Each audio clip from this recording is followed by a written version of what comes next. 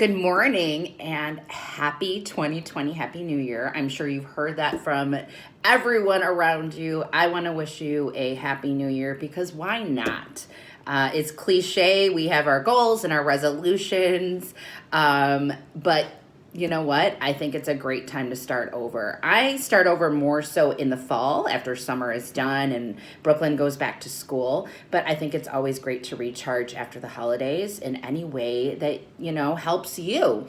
I have just sent out my newsletter last night where I suggested an amazing podcast. So I wanted to let you know here on YouTube. It is the Mother Like a Boss podcast. You can find that on iTunes, Mother Like a Boss. It can also be found online. Her episodes are on her website, Kendra Hennessy. She's amazing, a very strong voice, very passionate about her points and her values. So, and she never apologizes for them, which I love. But she has an episode at the end of 2019. I think it's episode 183 where she talks about the top 19 things she learned in 2019. And it goes a lot, really well with how you want to see yourself in this new year. And it doesn't have to do with weight. It doesn't have to do with exercising more or eating healthier foods and the cliches that are out there that we tend to gravitate towards and many times tend not to stick to. These have to do with things that develop your character, create the woman and mother that you are meant to be, honoring who you are and getting more in tune with that person, becoming stronger with what is around you, all the distractions, all the things that are thrown at you. So check it out. Again, Mother Like a Boss podcast with Kendra Hennessy. She is on Instagram as well. And great Facebook groups with her programs she does. Anyways, the topic today, this week on our show is the subject of letting our hidden motherhood feelings out. Those hidden feelings as we're adjusting to becoming a mother.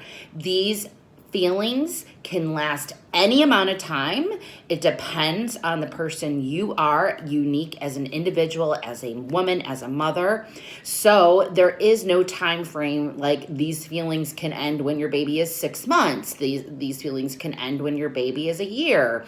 I had a lot of the feelings that I had beyond even 2 years of age. So it went into toddlerhood for me, and they didn't start going away until I started letting them out to people that I felt comfortable and trusted my gut with talking, about these feelings. Sometimes when I brought out my feelings and became honest with others sometimes I wasn't even honest with myself, but with others especially, it was instigated by them being honest. So, that is the power that you have as a mom of letting out some of the feelings that you are having is, giving that gift to another woman to feel comfortable saying, me too, and I feel the same way, or, oh my gosh, that happens to me all the time. What do you do? And you can share ideas. But one thing I want to challenge you on in this new year, because I think sharing your feelings with people is risky, whether it's with people you think are safe, like family and close friends, and it's risky in front of strangers, whether it be a therapist, whether it be a group of moms at a new play group that you're going to, or a class, or maybe someone new that you meet at work that's also a new mom coming back from maternity leave. So I believe there's risk on both sides. With the safe area, you would think that you would get that love, that comfort, and that support. And sometimes you don't. I was just talking to one of my friends who is going through a divorce, or went through a divorce. And ironically, her greatest friend that she thought would be with her through everything is actually pulling away from her. And my friend is respecting that space that this friend seems to be giving off that she needs. But things that my friend would be telling her, especially when she started dating again, her friend was not comfortable and verbally said, I don't think I'm the person you need to be talking to about this. And it makes, she made it known that it made her uncomfortable, which was saddening for my friend. So again, I make my point of sometimes your closest friends or your family, even your own mother, may not give you the support or the response that allows you to heal. So I want to challenge you to go to what we always think is maybe the riskier area, but strangers. I think this will also allow you to get involved with people outside of your safe circle and meet new friends that you may connect with more, or the same. You won't connect with everyone, so don't expect that. But and start sharing some feelings that you may be having.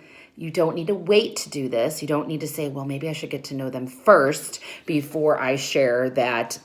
I don't want to have sex with my husband right now, or I'm really bored, and I feel like I don't enjoy being a mom right now, or I miss my past life way too much. It seems to be obsessively in my mind.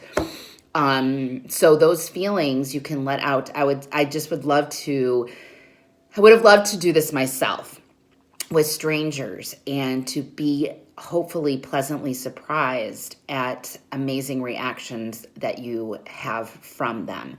And again, it's risky, so you may get reactions that aren't so warm and fuzzy, whether it be a blank stare, whether it would just be someone changing the subject. And just go in with no expectations and hopefully be pleasantly surprised by maybe a new mom friend that you bond over, something that you're both going through and a feeling that you're both going through. And she will gravitate towards you because of the comfort you gave her by, being brave and letting that feeling out. And once you let these feelings out, it's amazing how, and I'm semi-quoting, paraphrasing Brene Brown, but letting go of those feelings, there's no room then for that shame. That shame actually starts going away. Maybe not immediately, but once you start letting out those feelings, telling people, being honest, and finding people where you can all, start healing together, that shame has no room with all of that love and support. And even though it may be an icky subject or an icky feeling that you aren't proud of and you want to work on, you are proud of letting out that feeling and you don't feel alone. You feel a sense of community, which is a huge thing that we need as moms in the world of healing.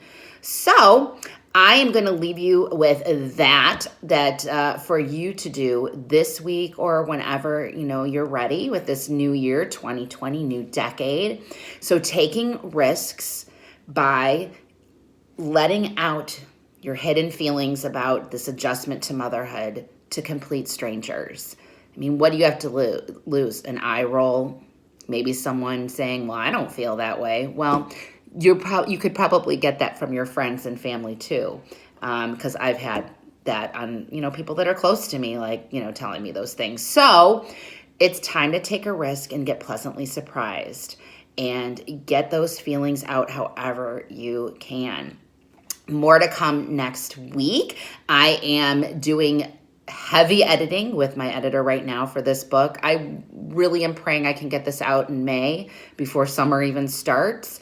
But I will keep you posted on the progress, gathering beta readers, which means people to read the book before it's published and give me good feedback and get a free copy when that comes out. So if you're interested, info@michellemansfieldhealth.com. My website is michellemansfieldauthor.com, and I look forward to seeing you next week. Good luck with your challenge.